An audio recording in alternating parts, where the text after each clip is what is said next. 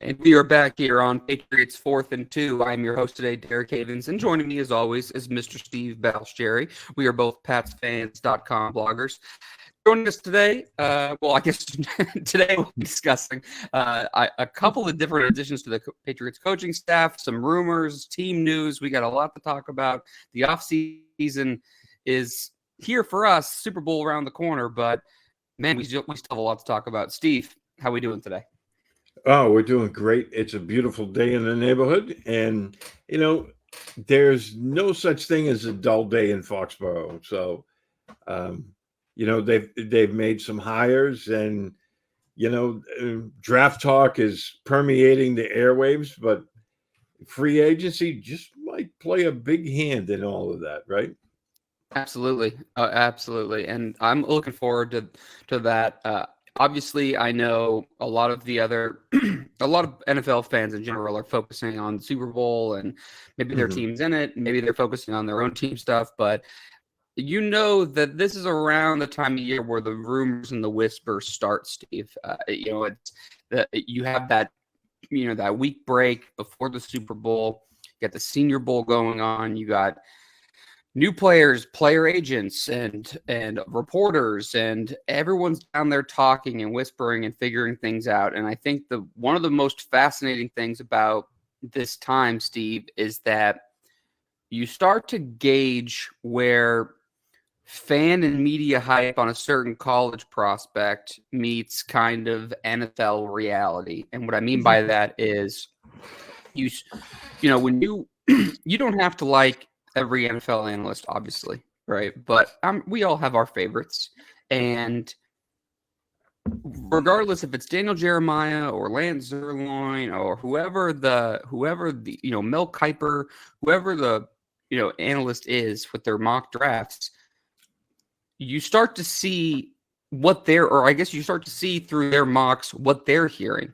because a lot of them, they're doing it with what they're, they evaluate with their eyes, but they usually mock draft with their ears. I know that's Daniel Jeremiah's favorite, saying, and I butchered it, but it's something to that effect. And I just think you wonder where these certain prospects are going to kind of land, and you start to get a good idea, and I just think that after the Super Bowl, you'll start to hear more and more stuff. And the combine's another big one, and that will lead to some free agencies. That will lead to some free agency news as well. Like you said, that will have a huge part in the whole team building thing. So we're going to get to that, and I think that this is going to lead to an interesting discussion today about what teams are saying about the top three quarterbacks, how it could affect Washington, which would in turn affect the Patriots. And there's a veteran quarterback that we were just discussing off air that could be had by trade potentially, that I know Phil Perry, kind of threw out there, that I think really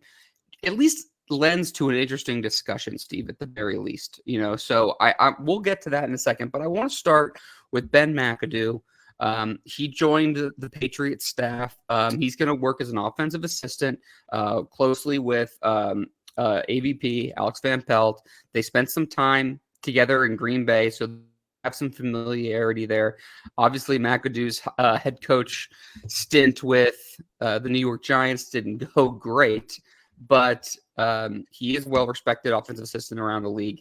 And another hire, Steve, that looks like it has Elliott Wolf's fingerprints on it, and he seems to be making a lot of at least strong pushes towards certain things. And I think the Green Bay influence is coming strong here in New England right now. Give me your thoughts on Ben McAdoo and Elliott Wolf and things like that. Why don't you share what you're thinking?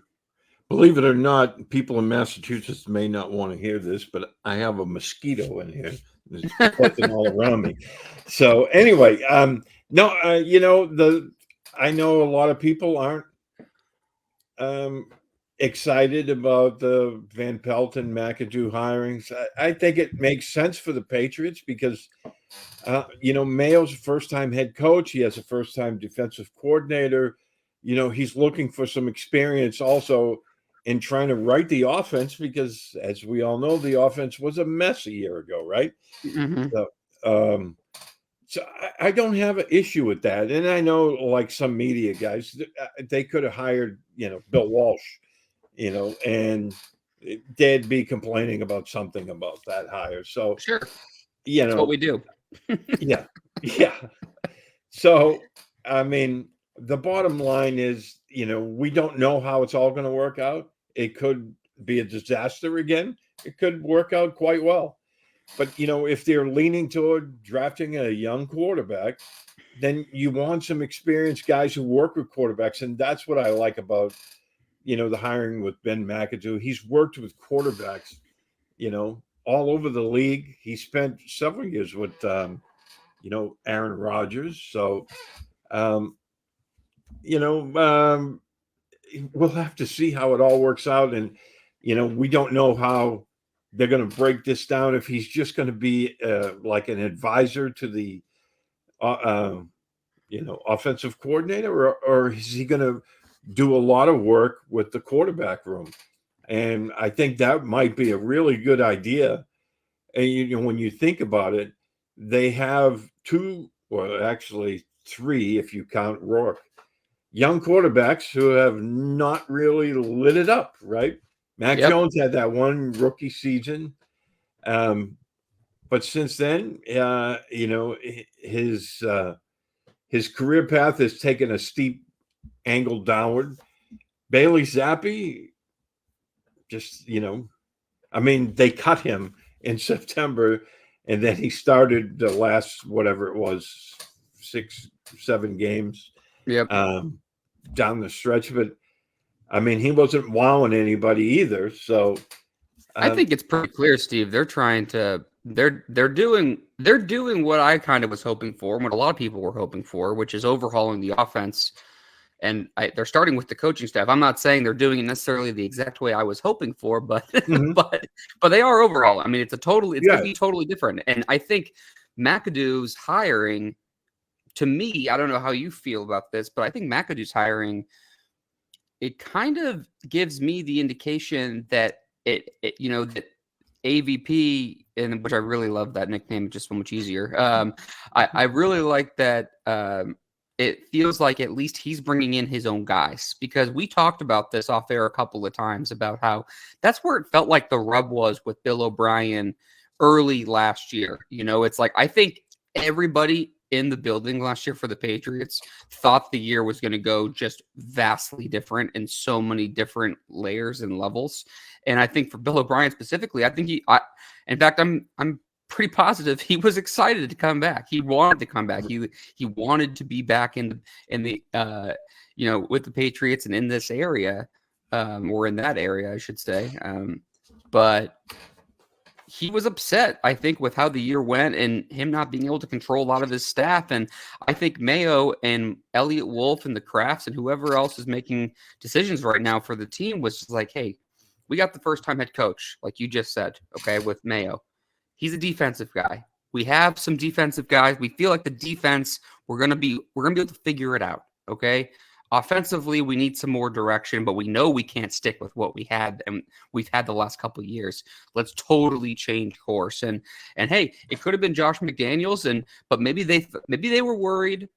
And this is a total guess, but maybe the Crafts were worried that if you bring back Josh, the perception is going to be like, well, maybe you should have just kept Bill, because you have Mayo, you have McDaniels. Right. Maybe they wanted to mix it up because they wanted to kind of turn the page, because they were upset with how the offense has developed, or lack of development on that side. And they know that they need to support their first-time head coach. So they said, you know what, Alex Van Pelt, we're going to go ahead and give you some leeway to pick out some of your guys to help get this thing back on course. And he reached out to a trusted ally, and Ben McAdoo, to your point, who's worked with a lot of quarterbacks. Now, they might not have all the success level of Aaron Rodgers, but just because someone fails as a head coach doesn't mean they're a bad football coach. I think that you don't have to go farther than who I just mentioned in Josh McDaniels to see that. We know he's a great coordinator. We know he hasn't had success as a head coach. I think McAdoo, even though I'm not a crazy big fan of the hire, I'm willing to sit back and just let it play out, because this is now AVP's offense, and that's his guy. Exactly. And, And they're making that move toward more of a West Coast system, and part of the reason that they're doing that is because it's easier for the quarterback to make his reads and deliver the football. So, um, with like I said, they already have 3 young guys on the roster for the time being, which will probably soon be a 4th young quarterback, right? Even if they do make a trade with the guy we're going to talk about here shortly. So, you have all these young quarterbacks, and why not make it easier for them to excel? And that's what the West Coast system does. And, they're going to tinker with it. I'm sure Van Pelt will tinker with it and tailor it toward the players that they have on the roster. Once the draft is over and they get their undrafted free agents in, and they'll have a better idea where they're at. So, they'll go from there. But, in the big picture, I don't think it was a bad move to bring in these 2 guys. Now, we'll have to see how it all works out in the wash, but nobody knows. I mean, it could work out tremendously. It could work out very poorly. And that's the unknown when you go outside, the box, I guess you could say. Right. But if they brought back McDaniels, they would have the Earhart Perkins system again. So, And I'm okay, and I would have been okay with that, but I would have gotten back to why wouldn't you just bring I don't know. I wonder if they're conscious of the message of so was Bill just the problem? Because that's if Covington's promoted and Mayo's promoted and McDaniels comes back and it's his offense and Elliott Wolf, Matt Gross stay, everyone's going to be sitting around okay, so you got rid of Bill and Steve. Yeah. And everybody else is cool. I that's what I would have been saying, and I would have been pissed about it, to be honest. I'm still not crazy about the direction they're going with everything, but I feel very similar to Ben McAdoo and Alex Van Pelt, that I maybe that one to a little bit lesser of extent, but I feel very similar to them that I felt about Jeremy Springer, the who they hired for their special teams coordinator. I'm not crazy about the hire, but I'm willing to let it play out. It's a different direction. Let's just see where it goes. I know that Cam McCord and Joe Judge couldn't coach special teams, at least on the way this roster is constructed. They certainly haven't done it last year. I know I wanted to see something different. So if they needed to let Springer, or if they wanted to let Springer come in and try it, I'm willing to sit back and see how it flies, because offensively, I know what we've seen the last couple of years. I know that not only have they poorly identified talent in the draft, they haven't really been able to develop it. At least on the offensive side of the ball as a whole. I'm not saying every pick, but on the whole, the last few years, they've had a hard time drafting and developing talent. And with some of these hires, they've really focused on what I think is similar to the Green Bay model, which is drafting and developing talent. I mean, that's what they are really kind of known for. And so if they have a couple of guys with these ties, I think they're saying, look, we need to get back to grassroots, which is building this organization up. And I think on that part, that's exciting, because if you look at the Packers right now, Patriots fans should be hoping that this team can kind of turn into what the Packers did. They drafted a first-round quarterback. They have a good defense. And then they've spent a bunch of second and third round picks on all these young talent, and now they're what, the youngest team to ever win a playoff game or whatever it was. I mean, they were like that, yeah, something like along those lines. So I think that is what they're kind of aiming for: a different direction, turn the page, and let's focus on drafting and developing. At least that's how I'm kind of optimistically looking at it, Steve. Yeah, and the other thing that kind of hampered Bill O'Brien, like you said, he was upset about after he was excited to come back, is they're letting Van Pelt pick his guys. I'm sure they're going to have some say in it, but I think Van Pelt hiring Ben McAdoo was the first example. Okay, this is your ball, and we're going to run with it. Whether again, nobody knows, and thanks to Chris and Todd for their comments on this, because nobody knows. You can be a glass half empty guy. You can be a glass half full guy. Nobody knows until they take the field. And so, they decided to make the change, and now they're doing it. And, we have to see. I think free agency and the draft will give us a really good idea of where they're planning on going with all of this. Yeah, no, I 100% couldn't agree more. I just want to go ahead and take a quick moment to ask everyone to please subscribe to us on YouTube. If you download the podcast, obviously, thank you for those that are joining us live. But if you're listening to this podcast recording, please take a second and share, leave us a review. It keeps us high on the podcast rankings so other Patriots fans can find us. We are going to talk about a couple of different obviously topics here today. I want to focus more on the coaching staff, and then we'll kind of shift to a potential trade and draft maybe the second half of the show, Steve. Okay. So, Sounds good. yeah. So, I mean, Ben McAdoo, again, what's your take on, I guess, kind of just letting it play out? Because, my whole thing is, look, I'm not crazy about the Ben McAdoo hire. I've read the Jeremy Springer stuff about the Rams DVOA. I understand it. Maybe not crazy about it. At least McAdoo I know a little bit more about. But I'm willing to let it play out, And I just shared the comment on screen that Chris wrote in. All we can do is see what these new coaches bring to the table, give them some decent, better talent, and roll the dice. It's exactly how I feel, Chris. I know they need better talent. I know what they had wasn't working. I'm ready for the change. Maybe it's not my first choice, but I also am willing to just let it play out. Exactly. And, that's what they have to do. And, the defensive coaches, for the most part, are all returning, with the exception of Steve Belichick, and then DeMarcus Covington moved up.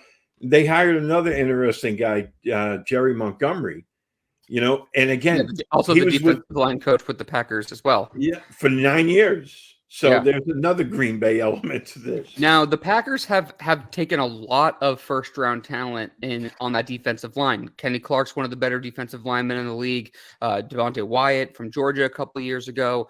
But they also have, I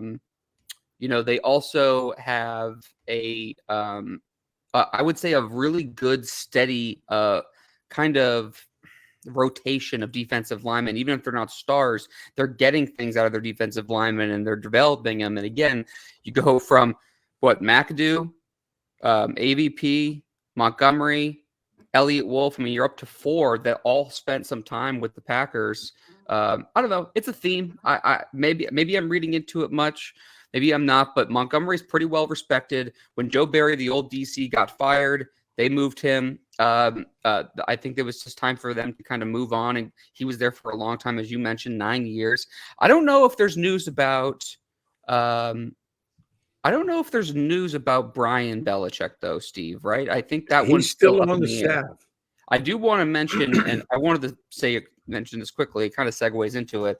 Steve Belichick left the Patriots officially to join Jed Fish at the University of Washington as the defensive coordinator. So Steve is officially leaving. I know this move and decision had to have been incredibly difficult. Without talking to him, I'm sure it had to be incredibly difficult. He has a young family. His roots have been in New England. He spent all his time with one organization.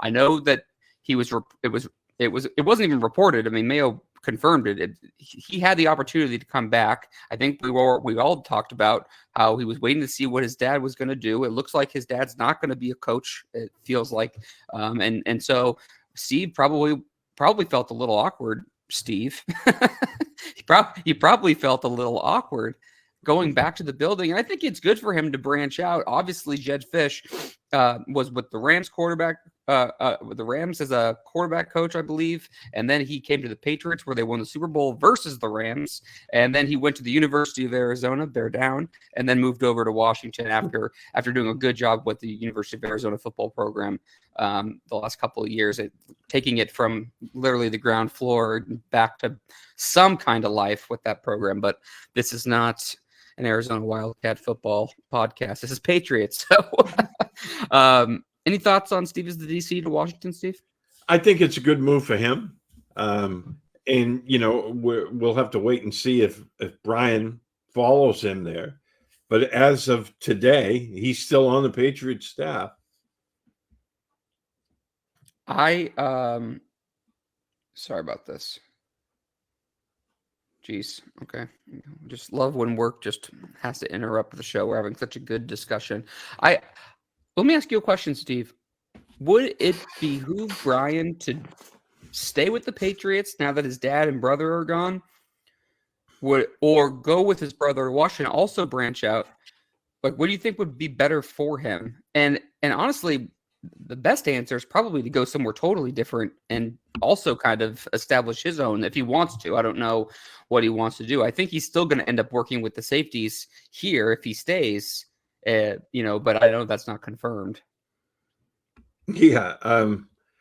I don't know. I mean, I guess it's going to depend on, how he feels about remaining here. Obviously Gerard felt good enough about him as a coach that, he said he can remain here if he wants to. And maybe with, his dad and older brother gone, that he feels like he's in a good spot right now and doesn't want to move. So, I'm sure him and Mayo are pretty close because they, him and his his brother and Mayo work very closely together. So, everything ties in. I think we'll have to see how that plays out. I think it's a good move if he decides to stay for the Patriots. Whether or not it's the best move for him, I don't know. I mean, I guess ultimately he'll have to answer that. Yeah. It's going to be, there's all this stuff that's so intertwined, Steve, because we're talking about the coaching staff, a lot of questions there. When we shift back to the offense now, what happened with Nick Haley? I mean, this situation is weird. I have a feeling let me reframe this. The Boston sports media narrative on this, it might not necessarily be totally wrong, but a lot of the narrative going around is that no one really wanted the Patriots OC job. Okay. And even though it gets hyperbolic and dumb on the radio at times, I don't think it's totally unreasonable to say it's not the most desirable job. Right now you have there's a question at quarterback. All three major positions of receiver and tackle, like we've talked about, are needing to be rebuilt. And you're under a first-time, not really a first-time coordinator, but you're the new regime on the offense is here. I could understand why it's not the most desirable. Now, I would flip it around and say it's also a pretty damn cool opportunity because you're starting at the ground floor and you're able to put your fingerprints all over this thing. Now, with Nick Caley or Caley, I don't know how you say it. I'll say Caley. If Caley was reportedly close, and I believe Mike Reese said they were close. I don't want to put words into Mike's, but I just think I always reference Mike Reese because, for one, he's the best on the beat, which says a lot because the Patriots have a really good beat team. I know not everyone agrees, but they do have a good beat team. And the winds shifted with Reese's reporting, it seemed like on Caley a little bit. It just seemed like it was close, and then maybe it was McDaniels, and then it was somebody else, and then AVP came out of nowhere. He came to visit, and all of a sudden he was hired. They didn't let him leave the building. The rumor going around, Steve, is that Nick Caley asked for either equal to or upwards of $4 million a year in order to come. Now, he's a tight end coach with the Rams. He's never done this before, so it's pretty ballsy of him to ask for more money than what Bill O'Brien was making last year. On the flip side, 41 years old, he's living in LA. He's probably like, well, if it doesn't work out, at least I'll have my bank account to fall back on.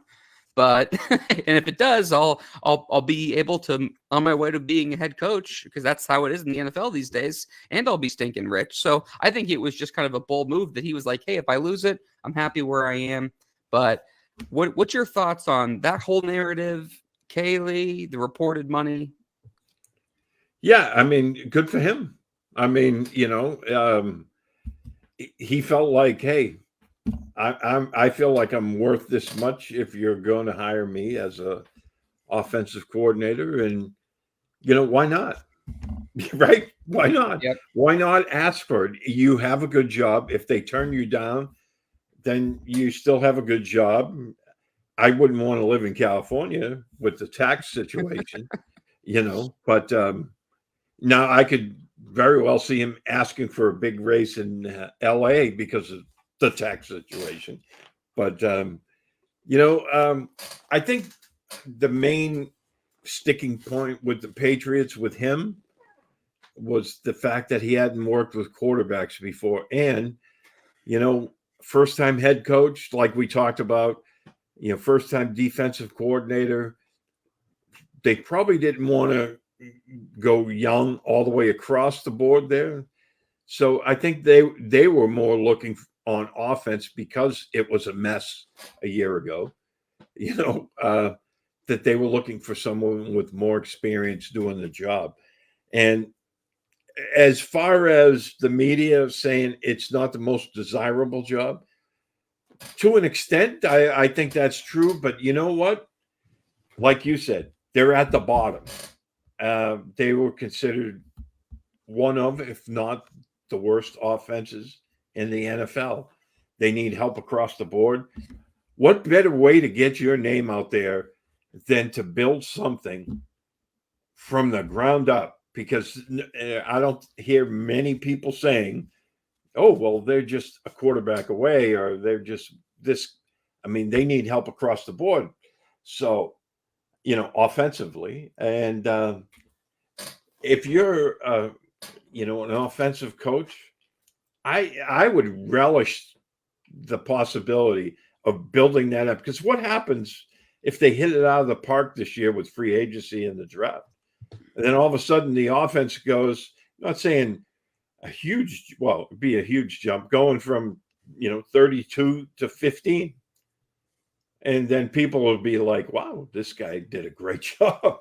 So, I thought the way I heard Andy Hart phrase it on his show the other day. I forget what day it was and who his co-hosts were, but I still want to credit him with the point. mm-hmm. He phrased it as basically like being on the ground floor of a startup. And I think that's a fair comparison because, yeah, again, I'm not. I can be unbiased and look at the situation and say, yeah, it's not a great situation, right? It's just not. But I can also say, if they hit on the quarterback, like if they take a quarterback at 3 and they hit on it, Steve, if they draft C.J. Stroud this year, like C.J. Stroud at 3, mm-hmm. how doesn't that job look a little bit more desirable then all of a sudden? Because then you're on the ground floor of your quote unquote startup and you have the quarterback all of a sudden. Then it'll be a lot easier to, if you hit on a couple of offensive pieces, it's easier to sign a couple of free agents. All of a sudden, you're a head coach in 2 years. I mean, every single NFL team, all 32, have changed offensive coordinators in the last 2 years. 32 new OCs in 2 years. So that's the course. That's the trajectory. So, look, I think with Caley, it's an interesting situation. I think he got bold and realized he was comfortable with the situation, decided to take a risk, and I'm sure some people bristled at it, at Patriot Place. I'm sure they were like, who is this guy asking for $4 million? But he's like, that's the price. So I don't know. I mean, I think that there would have been a lot about Caley that would have been interesting, and I would have been intrigued with him play calling a couple of years ago. I'm not all that upset about this and where they landed, given the Mayo's, I guess the Mayo situation of him being a first-time head coach. I'm not really upset with landing a coordinator with some more experience and Alex Van Pelt. I don't think that's a bad idea at all. I just don't know if he's going to be if he's going to be the right choice. I mean, again, time will tell, as we've said before. Mm-hmm. Yeah, and that's really the question. Let's just take a quick break here for podcast purposes. We'll step aside, and when we get back, we have a question about some rumors going around regarding what some NFL evaluators are talking about the top quarterbacks in this year's draft. Could Washington button hook everybody and make a surprise pick at 2? And if the Patriots should trade for a veteran quarterback instead of drafting one, We'll get back to all of that discussion right after this. Okay, and we are back here on Patriots 4th and 2. Derek Havens, Steve Balsherry. Just wanted to go ahead and take a moment to thank everyone who's joining us live, who's left some comments. Let me see if I can go ahead and share a couple of these in a few minutes here. Steve, as we're having this conversation about the draft, I have deemed it, Steve, the conversation.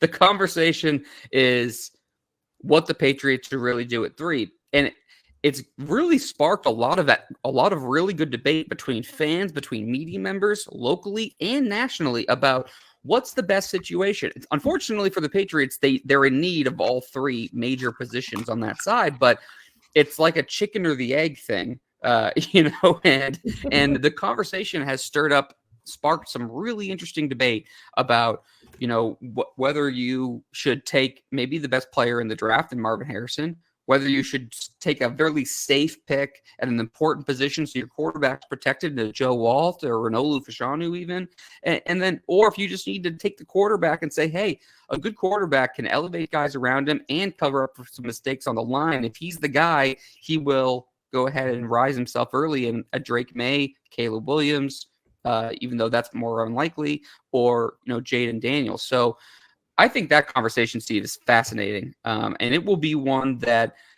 I think the Patriots are going to be having now and all the way until the draft is in April.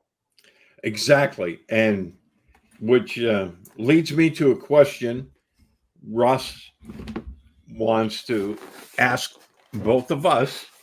Okay. I talked to Russ a couple of times, and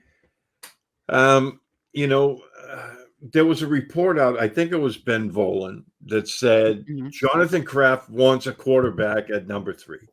Oh, yeah. Thank you for bringing this up. This is awesome. Go ahead. Yes. So Russ said, if the report is true, and sure it is. And well, with Ben Go Volen, ahead. Go ahead. I don't want to step on your toes. Go ahead. Yeah. If it's true. Yep. And Jonathan Kraft said that, or feels that way, I should say. Mm-hmm. Does this signify that the Krafts are going to be more hands-on, as he put it, a la Jerry Jones, coming into the future? I know. I'm worried about that too. And it's a good question by Russ, because I was wondering the same thing.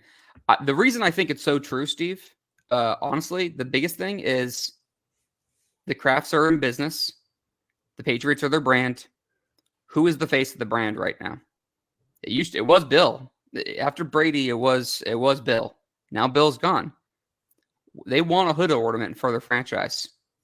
What better way to sell a new head coach in a new era to their fans, and so their seats aren't $5 before kickoff by having a young quarterback? I mean, what's a better marketing plan than that? I think that from that standpoint only, I think Ben is a good journalist. I know he rubs a lot of people the wrong way. Sometimes he rubs me the wrong way too. I've met him in person. He was actually incredibly nice. I met him in training camp. So I don't want to disparage his report, but even if you don't believe it, I think if you take a step back and forget who the report was from, I still think my thinking on the brand and the marketing of it all, I do think that is a factor, Steve. I mean, it is a business at the end of the day, and it's true. The Patriots don't really have. I mean, I've never seen anything like it. Like when they were promoting. Was it Patriots Steelers or in December? Or I forget who it was. One of the primetime games, and they had like T.J. Watt on the graphic and Bill Belichick. Like they didn't put a player up. They just put Bill up.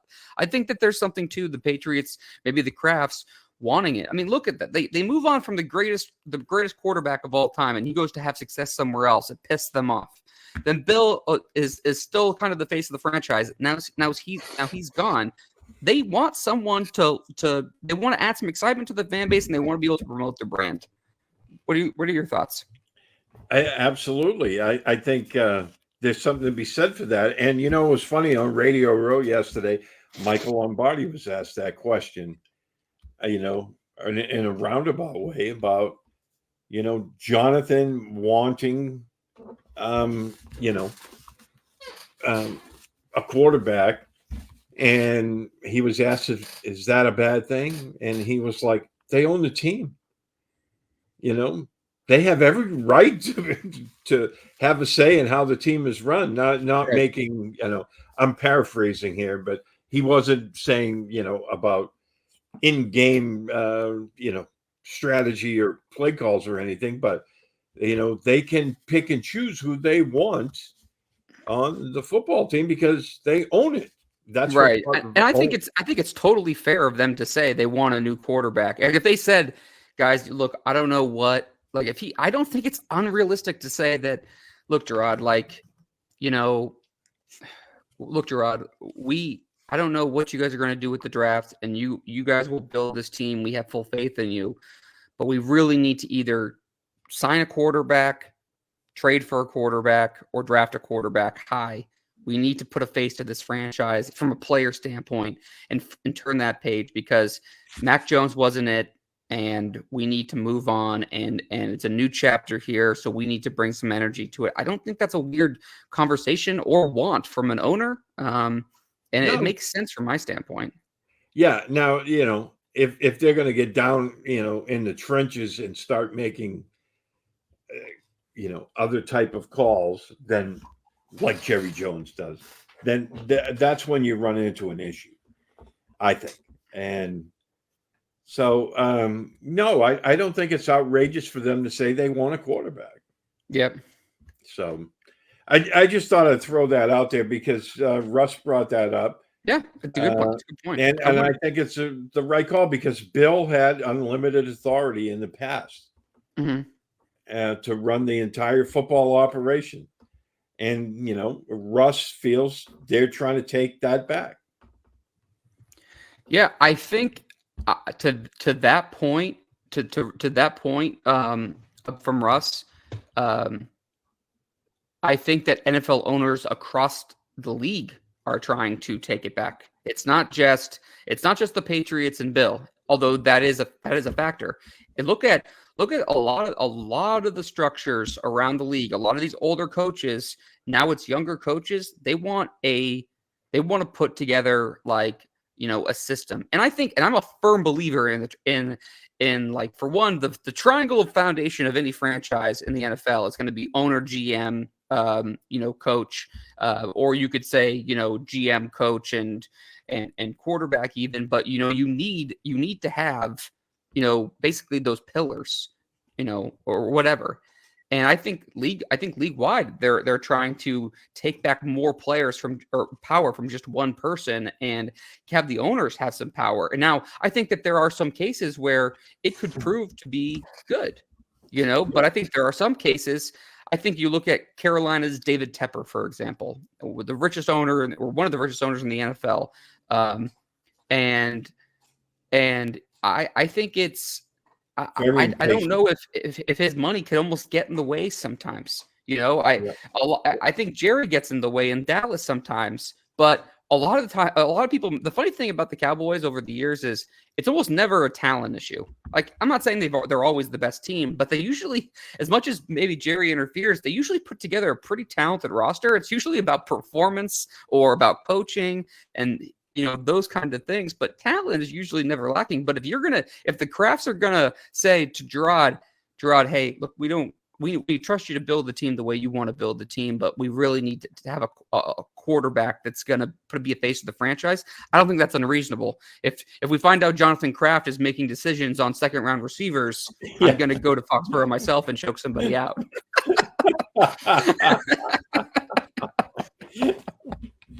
Yeah, exactly. I'm kidding. Don't send the cops to my house. I'm kidding. But no, I think I thought it was a good question by Russ and a valid one, and so I think it was worth discussing. But let's talk about a possible trade. Yes, let's turn the Steve getting us back on track and turning the page. Should the Patriots trade for Justin Fields, Steve? I don't know if it's even going to be a thing. I mean, most of the pundits, draft people, and NFL national guys are saying that the Bears are going to take Caleb Williams with the number one pick in the draft, and the ongoing narrative is, Justin Fields may have trade value of a third round draft pick. So if that's a situation, and if you're not sold on any of the top three quarterbacks, Mhm. if you finagle a trade with Chicago, say for the sake of argument, just like a third round pick, like they're talking about, there's a lot of interesting scenarios that could come to play, because now you have a young quarterback who's could be the face of the franchise if everything works out right. Yep. He's very talented physically. He has all the tools. Now all of a sudden, all right, with the number 3 pick, you could take your franchise left tackle for 10 years, Joe Alt, right? Or you can even, move back 1 or 2 picks to keep Alt and gather more draft capital. Yeah, and Or take Marvin Harrison with number 3, which a lot of people are clamoring for. right. Now, all of a sudden, at the end of the first round, you either have a quarterback of the future and, a franchise left tackle or a cornerstone wide receiver. Yeah, I mean, and this started with Phil Perry on NBC Sports Boston. Yeah. I mean, there's been conversation beside it, but I think it really sparked a new flame, so to speak, this week, Steve, with Phil Perry. And it's a good discussion. It's a conversation, right?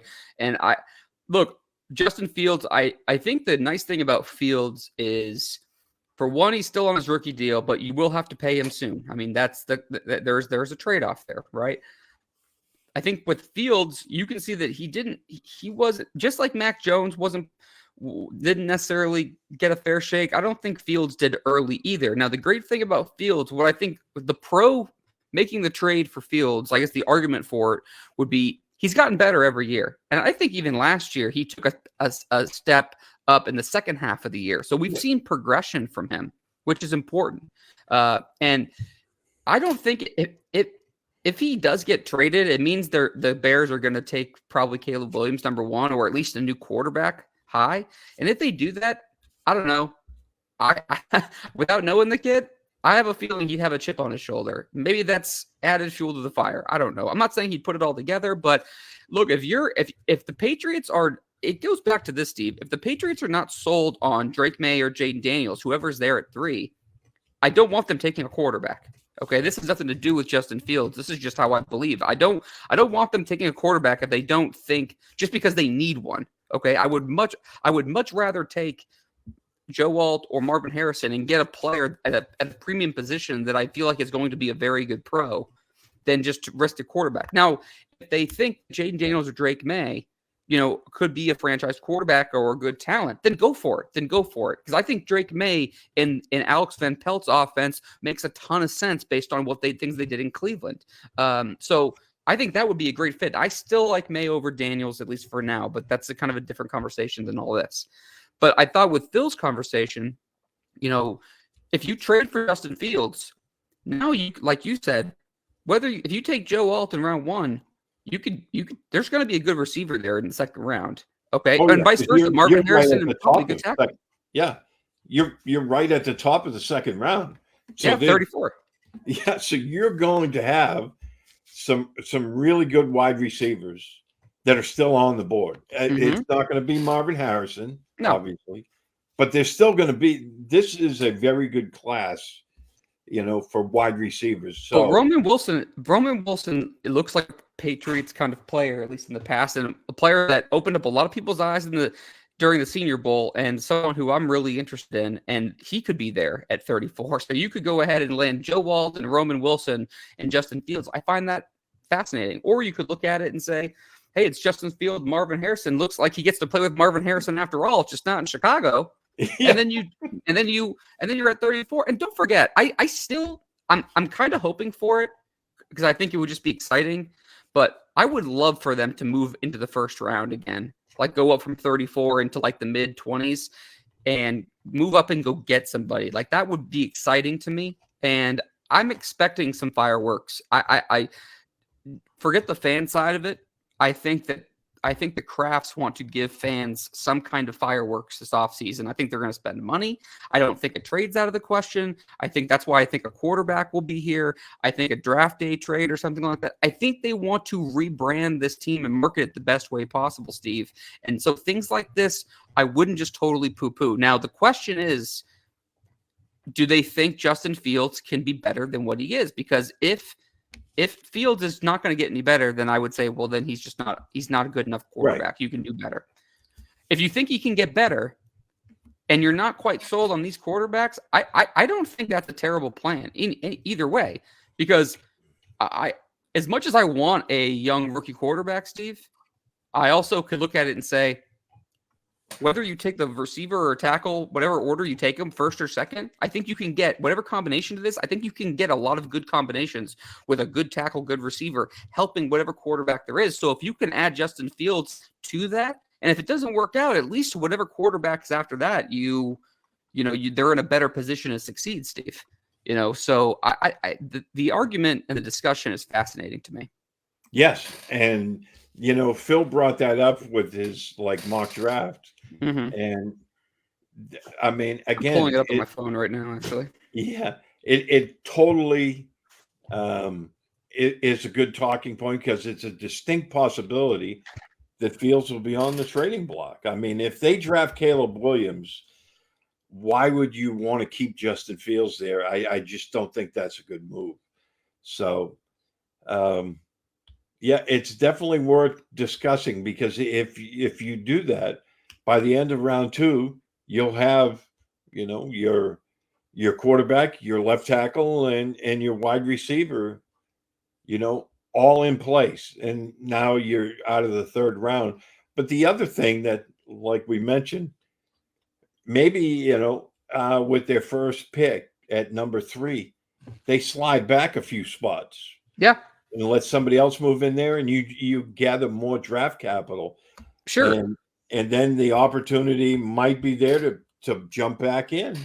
And I don't think it's out of the question for them to, if they did trade back, I don't think they would trade back far, but I think that you could trade back 1, 2, 3 spots and still get a really solid player and recoup anything that you trade for Fields. Because as we were talking about before the show started, it looks like we lost Steve, but we'll get him back here in a second. But as Steve and I were talking about before the show started, I think a fair trade for Justin Fields would be probably a third rounder this year, and then some kind of conditional pick for next year, whether it's a third rounder but can improve to a second rounder based on performance. And look, even if you think that's too rich, a second and third rounder over a 2-year period of time for what you think could be a franchise quarterback, it would not be a bad trade. And especially if it's a conditional pick and it ends up being higher, fans should be excited about that, because, that means that he's performing the way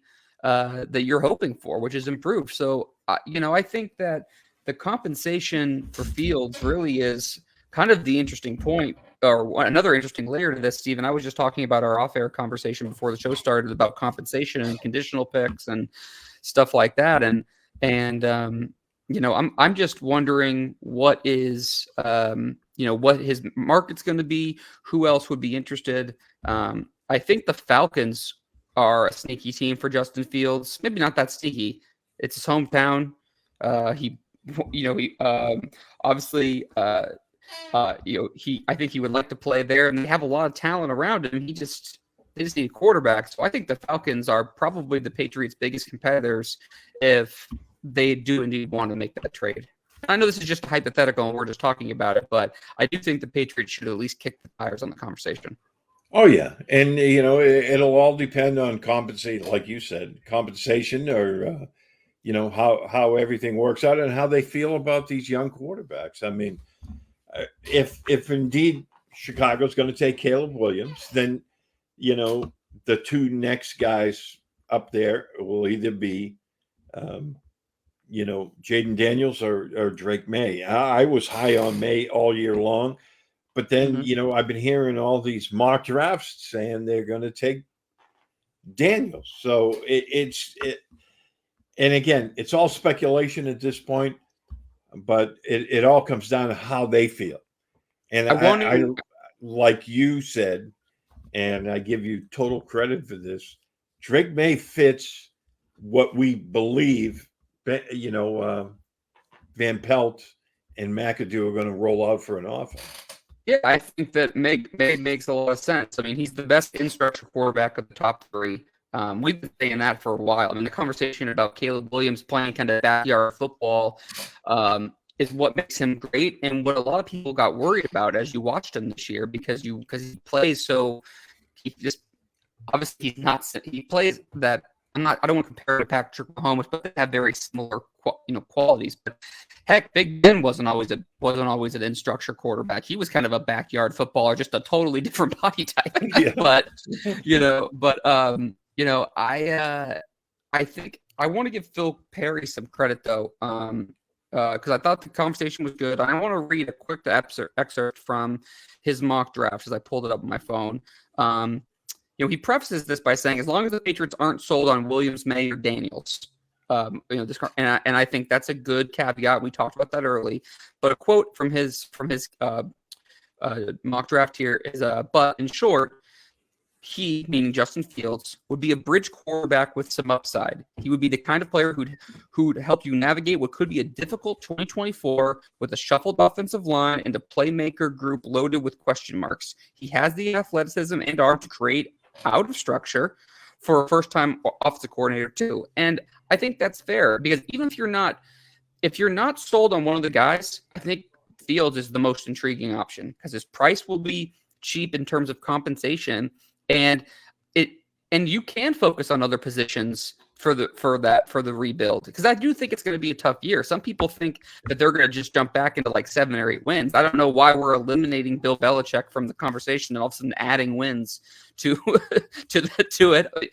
We have a long way to go to see before we know what this team is, free agency, draft, etc. So I don't put the cart before the horse, but I think they're going to have a tough year as they're trying to figure these things out. There's going to be some growing pains. I think that's expected.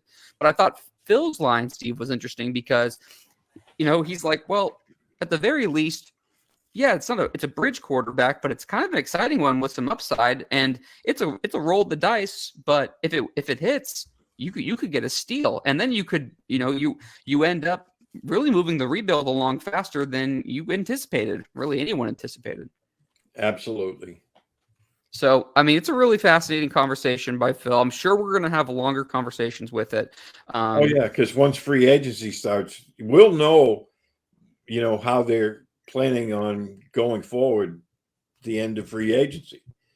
Well, not the end. Free agency will continue, but what the I'm league saying. Year. I don't know what day the league year starts, but it almost is always in March. So it's Wednesday, February 7th right now. The Super Bowl's this Sunday. We're going to talk about the Super Bowl here in just a second to close the show.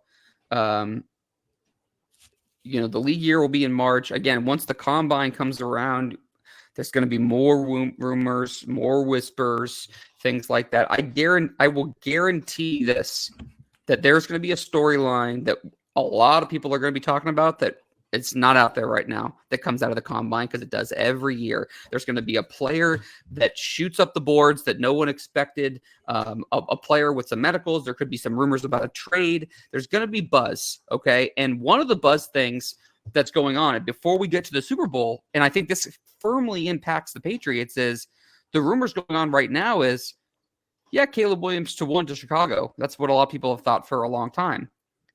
But the Commanders might like Jaden Daniels more than Drake May at number 2.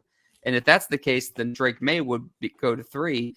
What are your thoughts on that scenario, Steve, of Daniels actually being higher on a lot of teams' boards than Drake May? And would you be okay with the Patriots taking Drake May if Jaden Daniels isn't there? Yeah, I definitely would. Like I said, I mean, you know, through the entire late fall, early winter, he's been the guy I really liked at quarterback. Um, but with all the rumors surrounding Daniels and the mock drafts, and everyone having the Patriots taking him, I was starting to question myself: is Daniels going to be the guy for them? But like you said, now he's a better fit for what they want to do as we envision it right now.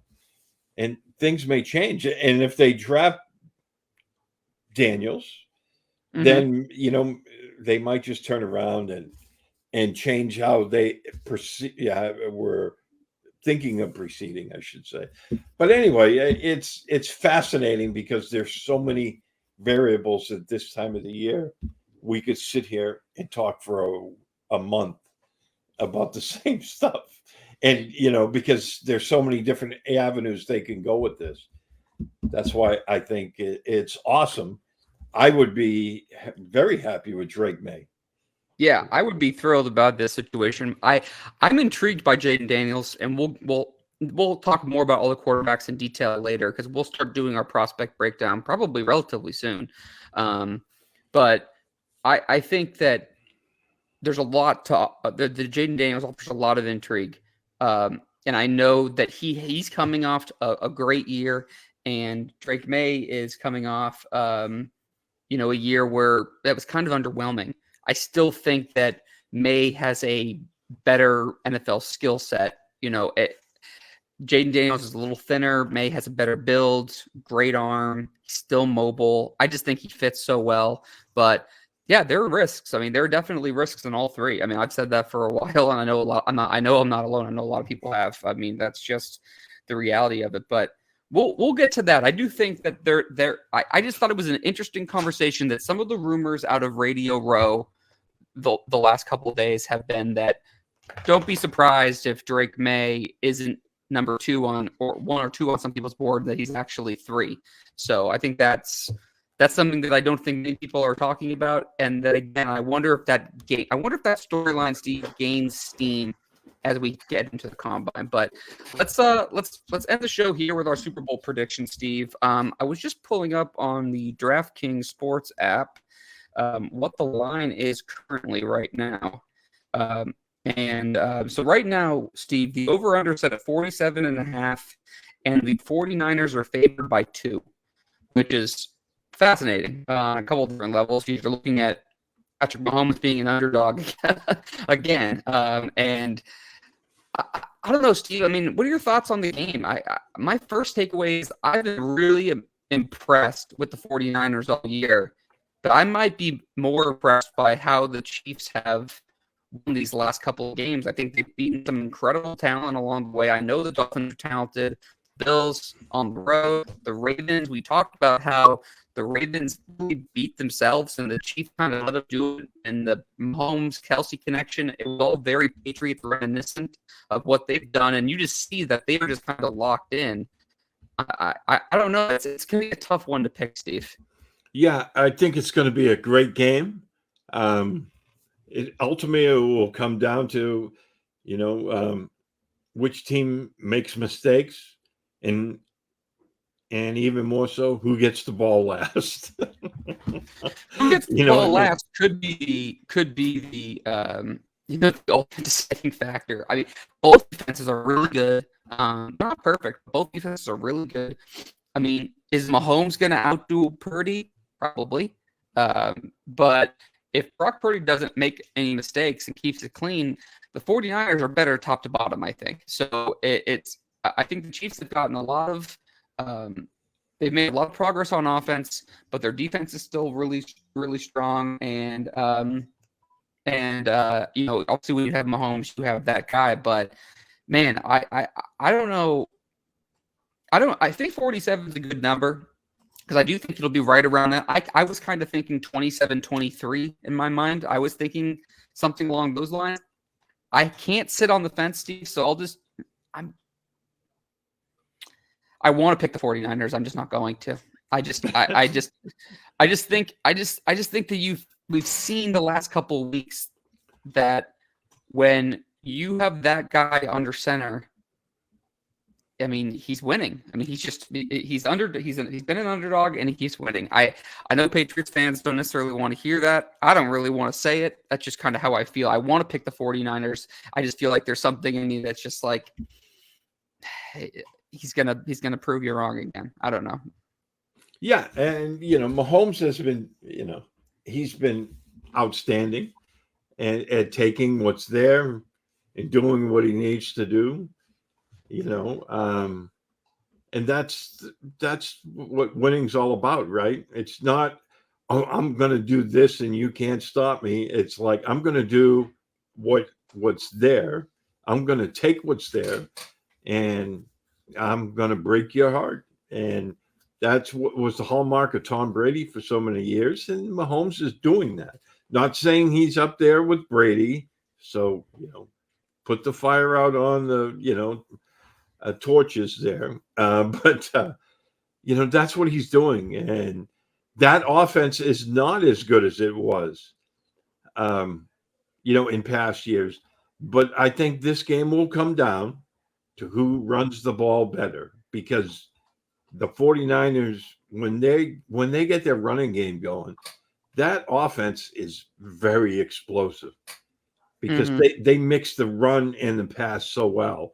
And they have, as I forget who said it on the television a couple of weeks ago, but they have the most explosive running game in the NFL. But if they have a weakness on the Niners, it's defending the run. Yeah, absolutely. So I mentioned that was one of the reasons why I thought the Lions had a chance. I mean, the gameplay, the Lions, not. I mean, I wasn't the only one that thought this, but I was like, well, I think the 49ers are going to win, but if the Lions score early and they can run the ball, it's going to be a close game. And they were up by 17 and then just totally fumbled it away. But it's like the 49ers definitely have some issues against the run, and the Chiefs have had, despite their talent around Mahomes and Kelsey, they were still able to have a lot of explosive plays against the Ravens, and so both teams are built similarly and very differently at the same time. It's interesting, but who are you picking, Steve? Did I miss it? I'm going with the 49ers. Okay, I hope you're right. Because I really do. I think McCaffrey is the true MVP in the league. I think, I would love to see him win.